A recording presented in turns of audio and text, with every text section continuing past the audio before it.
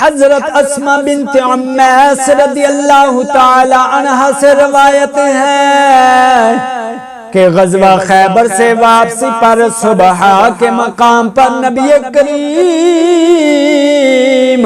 صلی اللہ علیہ وآلہ وسلم شیر خدا علی المرتضی کرم اللہ وجہہ کی گود میں سر انور رکھ کر سو گئے۔ حضور صلی اللہ علیہ وآلہ وسلم عصر کی نماز پڑھ چکے تھے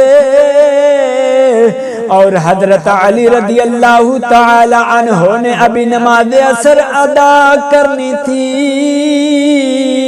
حضرت علی کبھی سورج کی طرف دیکھتے ہیں جو غروب ہوتا جا رہا تھا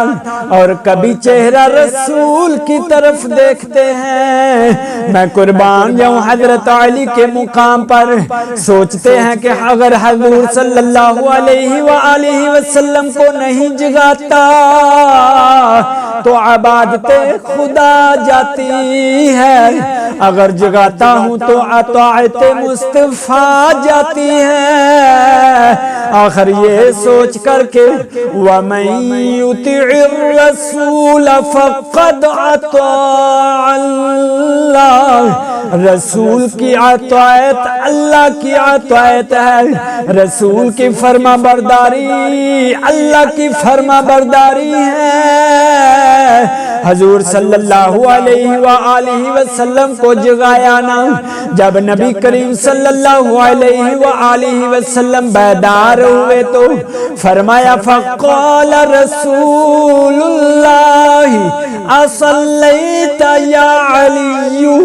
رسول اللہ نے فرمایا اے علی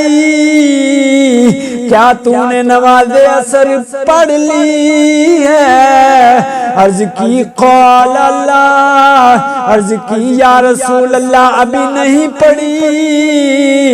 اس کے بعد حضور سید دو عالم صلی اللہ علیہ وآلہ وسلم نے علی کے لیے ہاتھ اٹھا کر دعا مانگی، اللہم انہو کان فی طاعتک و طاعت رسولک فردد علیہ الشمس، اے اللہ بے شک علی تیری اور تیرے رسول کی فرما برداری میں تھا، یا اللہ میں دعا کرنا،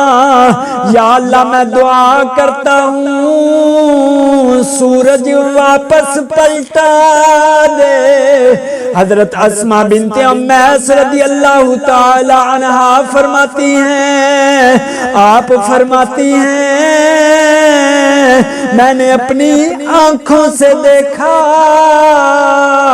میں نے اپنی آنکھوں سے دیکھا کہ ڈوبا ہوا سورج واپس آ گیا اور حضرت علی رضی اللہ تعالی عنہ نے وقت پر نماز عصر ادا کی۔ تے شاعر بڑا سونا نقشہ کھچدا آندے، اوہندے حکم تھی سورج مڑدا اے، اوہندے حکم تھی سورج مڑدا اے، چن ٹوٹے ہو کے جڑدا اے، اوہندہ حکم ہووے